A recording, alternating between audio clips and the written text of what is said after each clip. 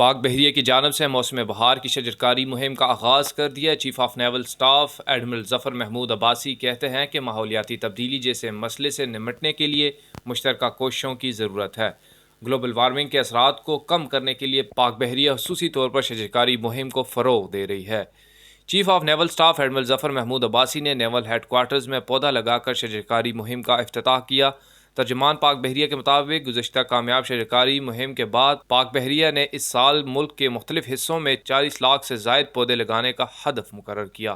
اس موقع پر naval chief کا کہنا تھا کہ ماحولیاتی تبدیلی اور نیشنل سیکیورٹی جیسے مسئلے سے نمٹنے کے لیے مشترکہ کوششوں کی ضرورت ہے۔ ماحولیاتی نظام کو بہتر بنانے میں پاک بحریہ نے ہمیشہ اپنا بھرپور کردار ادا کیا ہے۔